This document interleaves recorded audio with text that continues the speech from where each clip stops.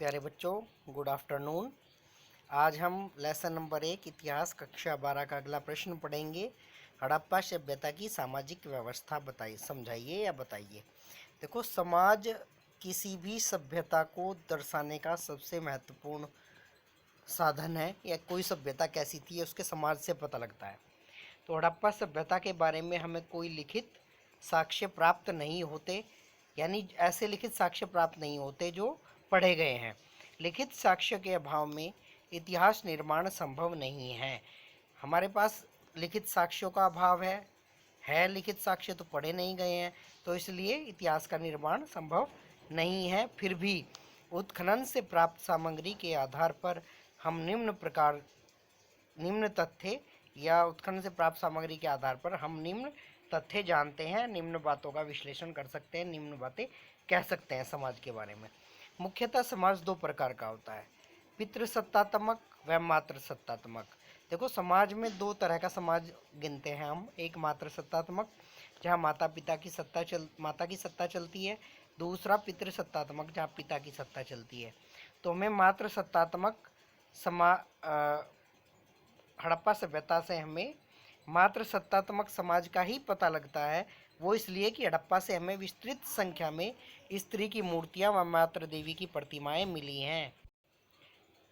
देखो, हड़प्पा से जितनी भी प्रतिमाएं मिली हैं हमें, वहाँ से ज़्यादातर स्त्रियों की प्रतिमाएं हैं, इसलिए मातृ देवी की प्रतिमाएं। इसलिए हम अंदाज़ा लगाते हैं कि यहाँ का समाज जो है वो मातृ सत्तात्मक रहा होगा।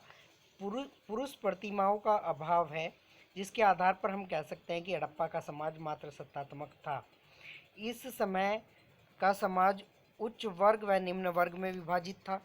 देखो, समाज में दो तरह के वर्ग देखने को मिलते हैं, उच्च वर्ग और निम्न वर्ग। क्योंकि हमें मकान के आकार, कहीं कहीं मकान हमें कहीं कहीं मंजिली मिले हैं, 2 या 3 मंजिली, और कहीं 1 मंजिल के भी मिले हैं, जो मकान के आकार से स्पष्ट हो जाता है। इस सभ्यताओं में महिलाओं की स्थिति अच्छी थी। देखो, मात्र सत्तात्मक समाज था तो महिलाओं की स्थिति काफ़ी अच्छी थी। उनका कृषि में महत्वपूर्ण योगदान था। देखो, माताओं का कृषि में हमेशा से महत्वपूर्ण योगदान रहा है, चाहे वो कृषि से संबंधित हो या पशुपालन से संबंधित हो। महिलाओं का आदर किया जाता था। वे सौंदर्य प्रसाधन का उपयोग करती थी। खुदाई से हमें कोई भी ऐसा साक्ष्य नहीं मिला है जो दास प्रथा की ओर संकेत करता हो। देखो, दास प्रथा अच्छी प्रथा नहीं मानी जाती, बहुत बेकार प्रथा मानी जाती है। वहाँ से दास प्रथा का कोई प्रमाण नहीं मिला है, इसका मतलब समाज काफ़ी अच्छा समाज था। देखो, किसी समाज की अगर हम बात करेंगे तो महिलाओं के साथ कैसा व्यवहार होता है और कमज़ोर वर्ग के साथ कैसा व्यवहार होता है, इससे समाज का निर्धारण होता है। और दोनों का यहाँ प्रमाण अच्छे मिलते हैं। ना तो दास प्रथा का प्रमाण में यहाँ से मिलता है, और महिलाओं के साथ अच्छा व्यवहार किया जाता था ही समाज मात्र सत्तात्मक। बाकी सौंदर्य प्रसाधन का उपयोग करती थी, ये कहाँ से पता लगा है? क्योंकि कब्रों में अनेक सौंदर्य प्रसाधन की सामग्रियाँ और शीशे प्राप्त हुए हैं। अतः यहाँ दास प्रथा नहीं थी। ये लोग मनोरंजन प्रधान व शांत प्रिय थे। देखो, मनोरंजन के साधनों का प्रयोग करते थे, शांत प्रिय थे।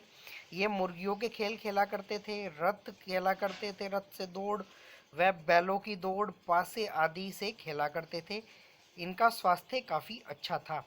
देखो, ये सारी चीज़ें इनके मनोरंजन के साधन थे। महामारी की कोई जानकारी प्राप्त नहीं होती है। देखो, कोई ऐसी जानकारी प्राप्त नहीं है जिससे पता लगता हो कि महामारी हुई थी। लेकिन कुछ लोगों को इसके विपरीत भी कहते हैं कि महामारी की वजह से इसका अंत हुआ था, इस सभ्यता का। यहाँ न ही यहाँ हिंसक गतिविधियों के प्रमाण मिले हैं, न ही कोई ऐसा प्रमाण मिला है कि युद्ध में या किसी हिंसक गतिविधि में सभ्यता का अंत हुआ हो। यहाँ का समाज देसी व विदेशी सभ्यताओं से उच्च स्तरीय सामंजस्य रखता था। देखो, देसी व्यापार भी यहाँ से होता था, और लोथल में गोदीवाड़ा प्राप्त हुआ है, और यहाँ से विदेशी व्यापार भी हुआ करता था। अतः कह सकते हैं कि ये सब उच्च सभ्य स्तरीय सामंजस्य रखता था अन्य सभ्यताओं से भी। अतः कहा जा सकता है कि हड़प्पा समाज हमें सांस्कृतिक रूप से या उज्जवल दिखाई देता है, यानी हड़प्पा का समाज बहुत अच्छा समाज था, तो हम लास्ट में कह सकते हैं। फिलहाल धन्यवाद, कल दूसरा प्रश्न आएगा। धन्यवाद।